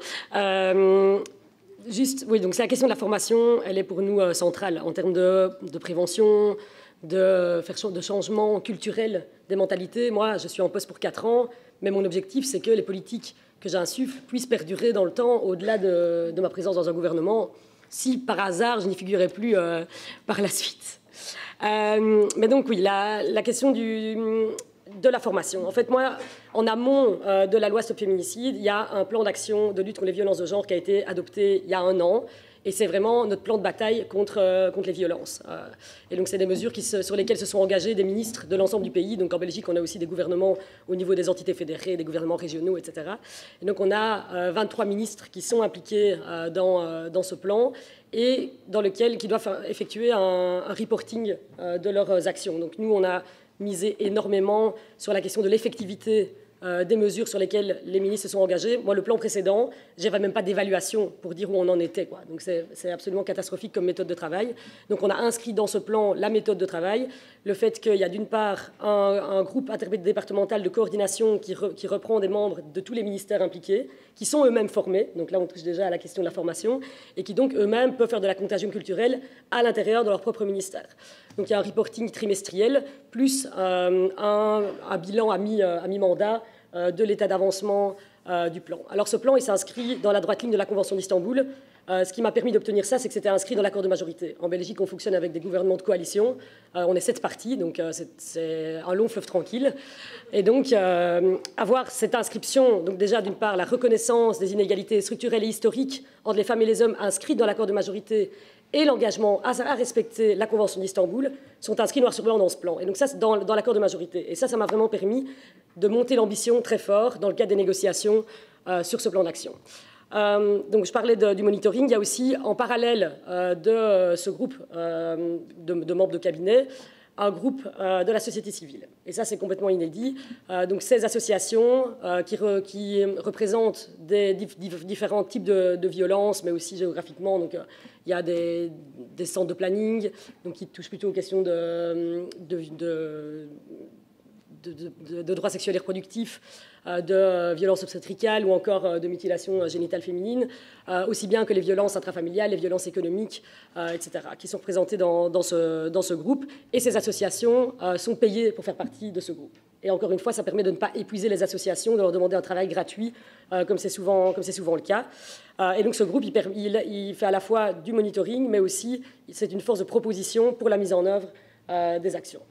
Alors, en ce qui concerne la formation, on a un engagement, de multiples engagements de formation des professionnels, que ce soit le renforcement de la formation des magistrats. Les magistrats ont déjà reçu une formation depuis le début de la législature, ils ont tous été formés. Ici, ils vont recevoir une deuxième formation spécifique sur la loi féminicide.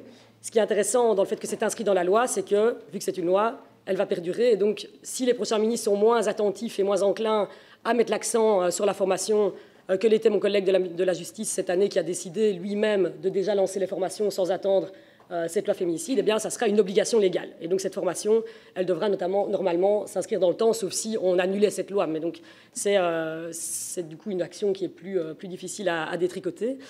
Alors, il y a aussi un engagement à renforcer la formation de tous les policiers, notamment en termes d'accueil dans les commissariats. On l'a cité.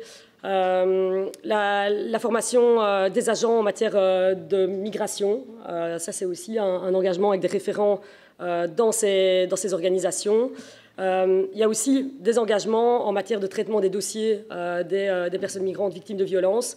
C'est un combat qui est très compliqué aussi en Belgique, mais on a su obtenir quand même quelques mesures, notamment en termes d'établissement des pays sûrs, qu'il puisse y avoir une lecture de genre dans l'établissement de cette liste qui pour le moment n'est pas du tout genrée, et donc en sachant qu'un retour forcé au pays n'a pas les mêmes conséquences pour un homme que pour une femme. on a aussi obtenu par exemple l'engagement de référents violences dans les hôpitaux, donc pour tout ce qui concerne la détection des violences, mais aussi la question des mutilations génitales féminines. Et alors, en mesure méta, au-dessus de ça, on a aussi décidé de réaliser un socle commun de formation. Parce que souvent, on forme, et puis en fait, on se rend compte, quand les associations nous font des retours, que les formations, elles ne sont pas bonnes. Et donc, on se dit, tout ça pour ça. Et donc, on a chargé une association de nous faire une proposition de socle commun de formation dans la droite ligne de la Convention d'Istanbul, qui devra être le prérequis, en tout cas, à toute formation qui sera donnée dans le cadre des engagements de ce plan sur les violences de genre. Donc, on avance. Et on voit que, j'espère que les effets se ressentiront rapidement. Un dernier élément, ce sont les centres de prise en charge des violences sexuelles qui existent en Belgique, un peu sur le modèle de la Maison des femmes de Saint-Denis dont vous parliez, qui sont des centres qui permettent de prendre en charge des victimes de violences sexuelles complètement centrés sur les besoins de la victime. Donc ce sont des centres holistiques dans lesquels il y a une prise en charge psychologique, sociale, médicale. Ce sont des centres qui sont situés en milieu hospitalier, avec aussi la possibilité de déposer plainte auprès de policiers formés dans le centre. Et donc on change complètement de paradigme par rapport à une victime qui se fait trimballer d'un lieu à un autre, qui doit répéter 10 fois son histoire, qui se retrouve face à des personnes qui ne sont pas formées, qui doit expliquer ce qui lui est arrivé dans un hall de commissariat, enfin en tout cas en Belgique, c'est comme ça, c'est un grand hall où tout le monde attend et entend ce que les personnes disent pourquoi elles sont venues. Donc là, on a un modèle qui est en train d'être déployé. Donc au début de la législature, on était à 3 centres. Là, j'en ai ouvert 4 de plus. Et en 2023, on sera à un réseau de 10 centres, ce qui permet d'avoir un centre à maximum 1 heure de chaque victime partout sur le territoire belge. Donc ça, voilà, on avance vraiment rapidement sur ce volet-là aussi. Et l'ensemble du personnel est formé, et c'est évidemment le jour et la nuit, pour l'accueil des victimes. Et aussi pour avoir des dossiers qui sont complets. Parce que le fait d'avoir des récits qui sont... donc, ils travaillent avec des récits libres, ce qui permet à la victime de donner beaucoup plus d'éléments pertinents pour le dossier. Ça permet de voir aboutir beaucoup plus de plaintes aussi. Et donc, c'est une manière de lutter contre les classements sans suite, d'avoir des dossiers beaucoup mieux étayés, avec une collecte de preuves par des infirmières légistes qui collectent donc les preuves matérielles sur les victimes rapidement après l'agression, et donc de pouvoir avoir des dossiers très complets pour aller en justice et avoir toutes les chances de son côté pour gagner. Voilà. Bravo.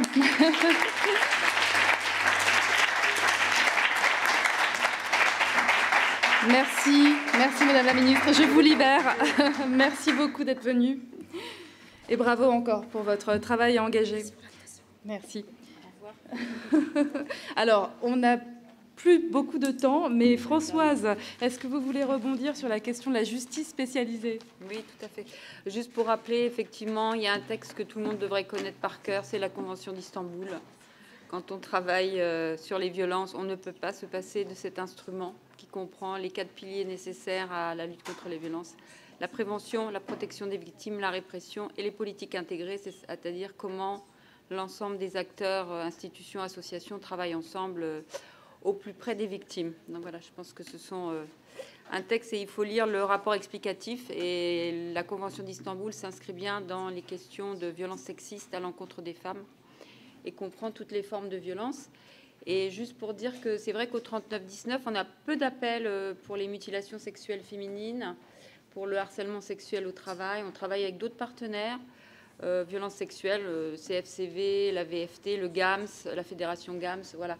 Mais c'est vrai que ce n'est pas un numéro très connu, finalement, non plus, des femmes victimes de mutilations sexuelles pour laquelle on pourrait orienter ensuite vers les partenaires de proximité. Donc, pour revenir un petit peu sur les améliorations, en tous les cas, en termes de violence conjugale, pour nous, ce qui serait important, ce serait de créer des juridictions spécialisées sur le modèle espagnol, ou à minima des pôles, parce que le système judiciaire français est complexe, mais en tous les cas, on voudrait des pôles spécialisés au sein de chaque tribunal judiciaire qui permettraient de regrouper les procédures pénales et civiles et qui permettraient que les procédures aillent plus vite. Parce que la difficulté aujourd'hui, c'est que le procès peut arriver 6, 8 mois, 1 an, voire plus après une plainte, après des premières mesures de protection.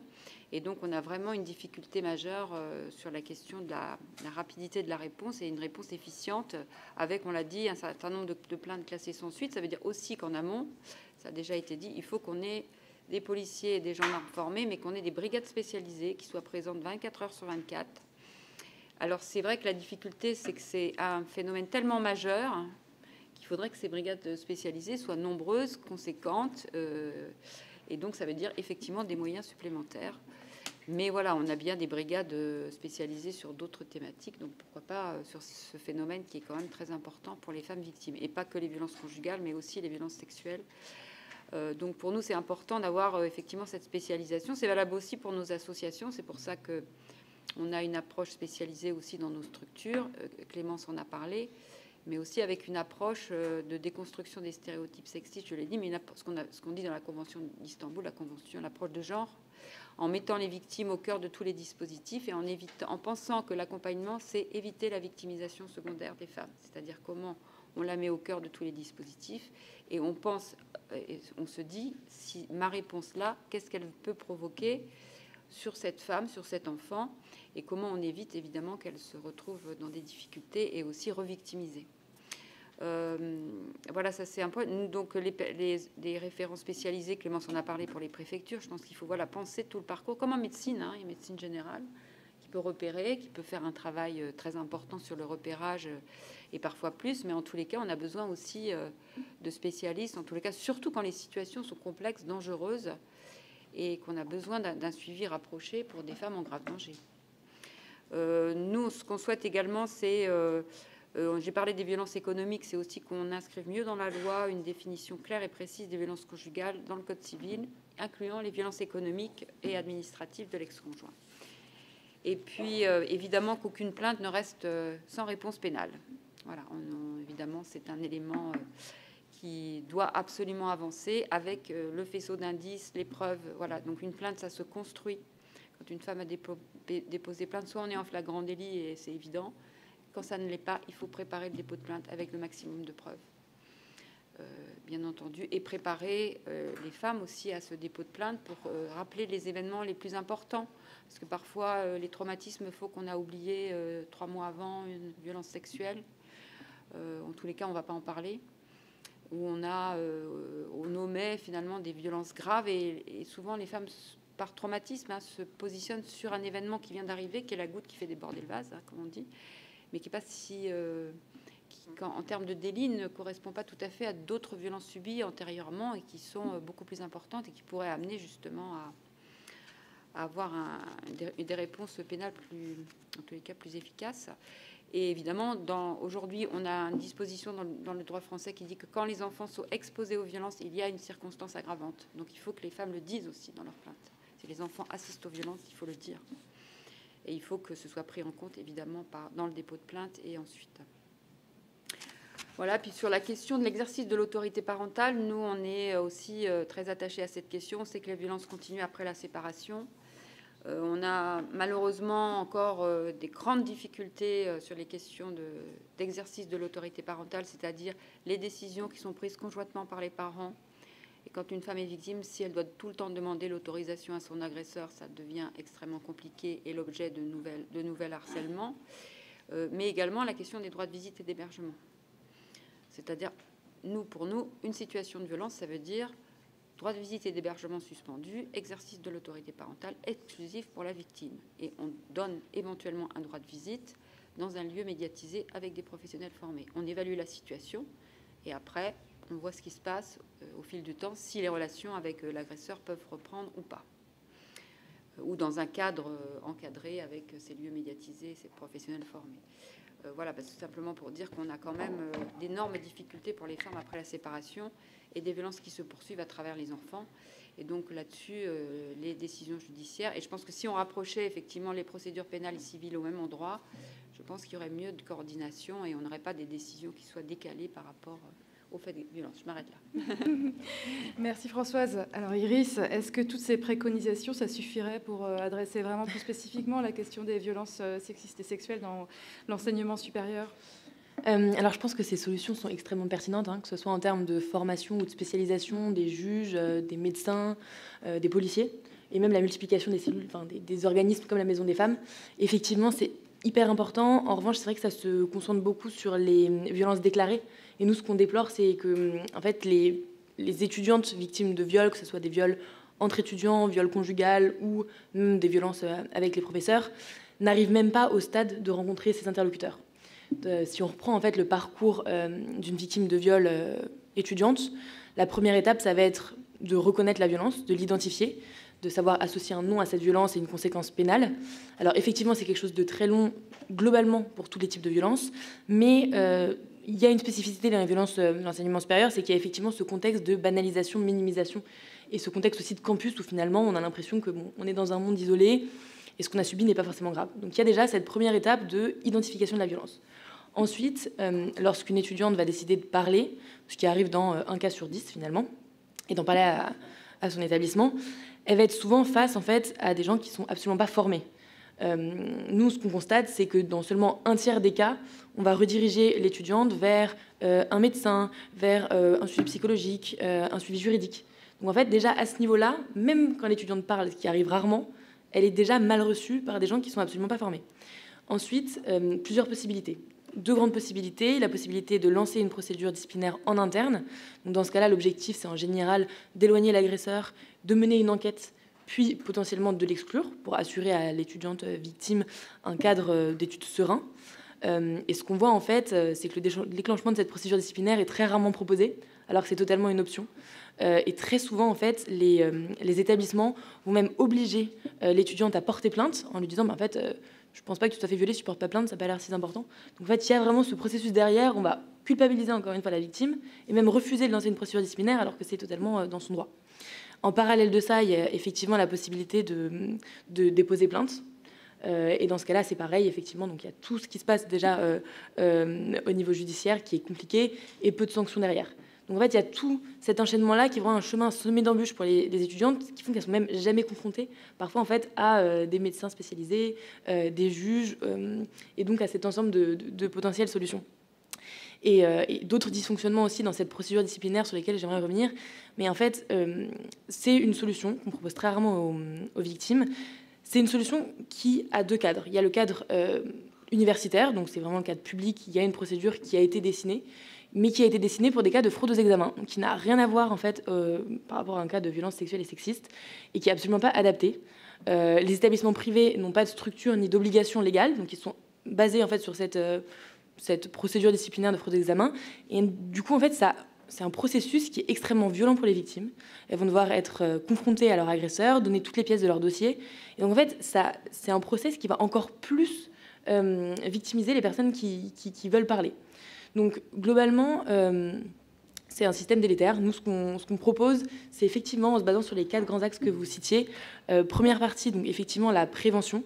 Donc, sensibiliser les étudiants, former le personnel administratif, les professeurs, pour qu'ils soient à même en fait, de recueillir la parole et de bien réorienter les étudiantes et les étudiants vers des structures adaptées. Deuxième axe, au moment donc, du coup, de déclenchement en fait, de ces procédures, il faudrait que les cellules de veille et d'écoute soient formées. Ce qu'on voit à l'heure actuelle, c'est que c'est absolument pas le cas. Donc certes, elles existent dans l'établissement public, dans les établissements privés, c'est pas encore le cas partout. Et en plus, c'est souvent avec des gens qui sont pas formés et qui ont un job à côté qui n'a rien à voir. Donc c'est encore plus problématique pour les victimes. Troisième grand axe, sanctionner. Et donc, dans ce cas-là, avoir une procédure disciplinaire qui est adaptée. Et donc là, il y a une réforme essentielle à faire par le gouvernement de cette procédure disciplinaire pour l'adapter enfin au cas de violences sexuelles et sexistes. Et dernier grand axe, vous en parliez Clémence, mais effectivement, débloquer des moyens financiers et humains. Actuellement, le gouvernement a débloqué 7 millions sur 5 ans pour la lutte contre les violences sexuelles et sexistes dans l'enseignement supérieur, ce qui est quand même très peu et très loin du milliard annuel. Donc voilà. Merci Iris. Alors l'heure tourne et je me tourne vers Alimata pour le mot de la fin. Alimata, est-ce que tout ça, ça suffit? Comment est-ce qu'on fait pour en finir avec l'excision et empêcher les femmes victimes de devenir à leur tour bourreaux et de répéter cette situation?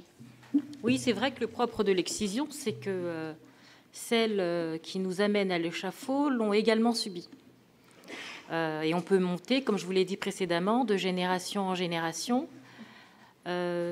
Souvent, quand on parle de réparation par rapport aux femmes qui ont été victimes de l'excision, on leur dit t'as qu'à te faire réparer par un chirurgien. Je tiens à préciser que nous ne sommes pas des voitures, nous sommes des corps faits de chair et de sang, et donc on ne répare pas une voiture comme on répare un corps. C'est 2 choses distinctes. Pourquoi je le dis? Parce que Moi, je me souviens d'un chirurgien qui avait dit « Ouais, vous inquiétez pas, en 45 minutes, c'est fait, hop, hop, hop. » Mais ce que je dis, c'est véridique. Et il s'avère que, sans doute, la réparation chirurgicale a pris 45 minutes, mais la réparation psychique, c'est quoi? C'est une vie pour se remettre de ce traumatisme. Et souvent, quand vous faites ce type d'opération, on ne vous le dit pas. On ne vous le dit pas que le gros du problème, il est psychique. Et que c'est un travail qui est sur du long terme. Donc quand on veut faire évoluer déjà les choses, c'est oser dire les choses telles qu'elles sont.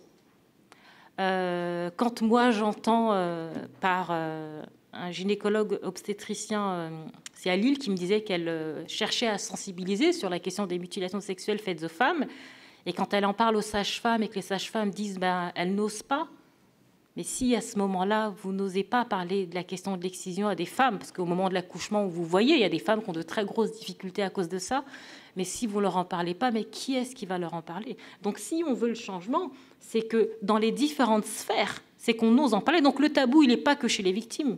Le tabou, il est également en dehors de cela. Que ce soit dans le corps médical, un gynécologue qui regarde une femme et que la femme lui pose la question est-ce que je suis comme toutes les autres, et que la gynécologue répond oui, la victime, elle n'est pas dupe. Donc c'est très très important de tenir un discours de vérité. On nous doit la vérité. Et je pense que le changement, il s'opère également dans le fait que je vais parler à ma mère. Je vais parler de cette problématique à ma mère. Je vais oser briser le tabou à l'intérieur, parce que c'est plus compliqué de le briser à l'intérieur de la famille qu'à l'extérieur. C'était plus facile pour moi d'aller dans les médias que d'aller parler de cette question-là à ma mère.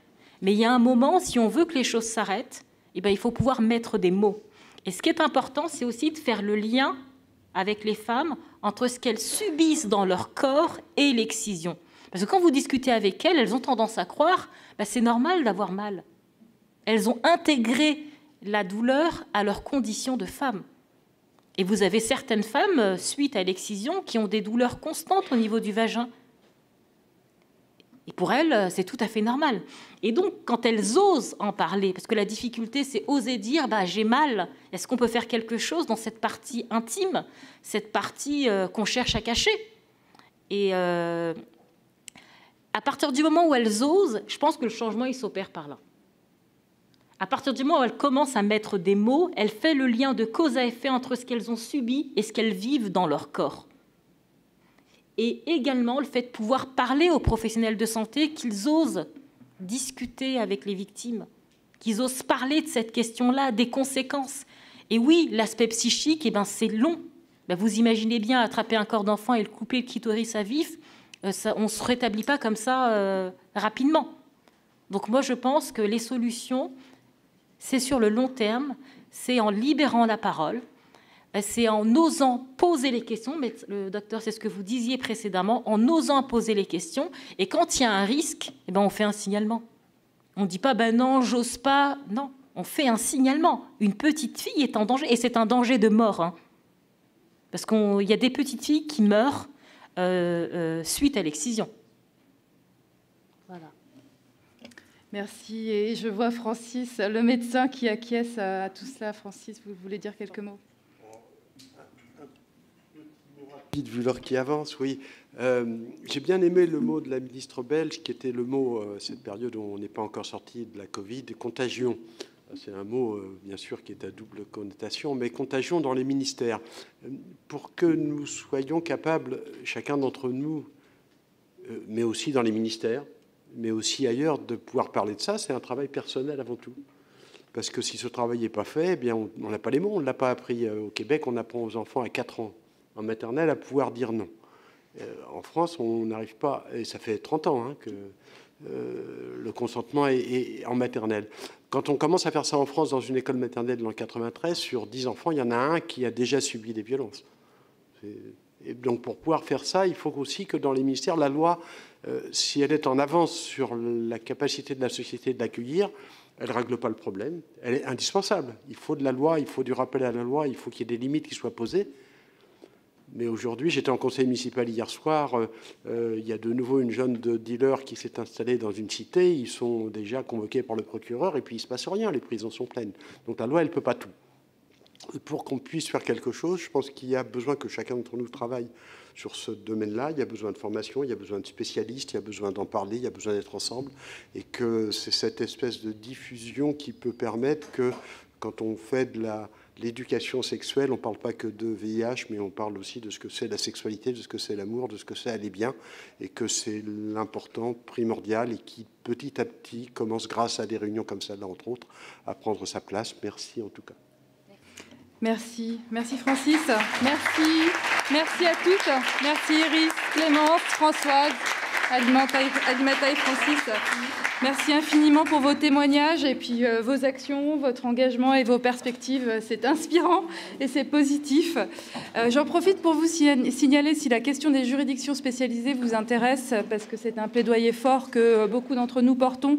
On organise une conférence au barreau de Paris le 12 décembre à 19 h. Vous pouvez trouver plus d'informations sur ce sujet sur nos réseaux sociaux. N'hésitez pas à nous contacter à ce sujet. Et puis, on n'a pas eu le temps des questions-réponses, mais on est encore là si vous souhaitez échanger avec nous. Merci à vous toutes et tous.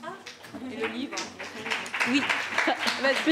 Je vais juste prendre 1 minute de votre temps pour vous inviter à aller voir mon documentaire « À nos corps excisés » qui est sur Arte, qui parle de la question de l'excision. Et c'est un échange que j'ai avec ma mère. Alors, vous imaginez bien parler d'excision. Et en plus, pour la télévision, pour ma mère, ça a été un énorme pas.